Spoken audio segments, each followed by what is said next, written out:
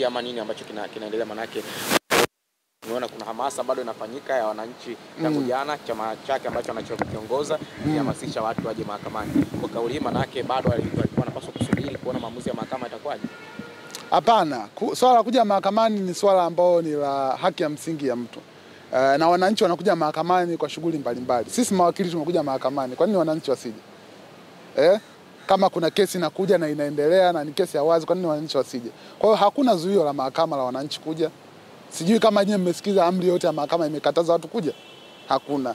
Kwa hiyo kama ungekuwa kuna zuio la mahakama lingezuia raia au watu kuja mahakamani, lakini hakuna amri ya mahakama ambayo imezuia. Kwa hiyo mimi nafikiri ni jambo ambalo liko sawa na ni sahihi na kwa mujibu wa sheria, na wanaokuja mahakamani hawavunji sheria yoyote. Kwa kesi ambazo zinaendelea leo zitaendeshwa kwa njia ya mtandao ama itakuwaje? Kwa sababu amri ya mwisho ilikuwa kwa njia ya mtandao, na sisi tumekuja hapa mahakamani kusikiliza.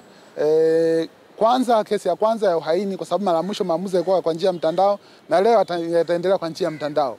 Na kesi ya mchana pia ambayo inahusiana na kusambaza taarifa za uongo ambayo ni ya asubuhi itaendelea na nyewe kwa njia ya mtandao. Kwa hiyo maamuzi yatakayotoka leo mchana ndio yataamua je, tarehe inayofuata Lissu ataletwa au itaendelea kwa njia ya mtandao, na mawakili watachukua hatua gani kwa mfano ikiendelea kwa njia ya mtandao. Asante.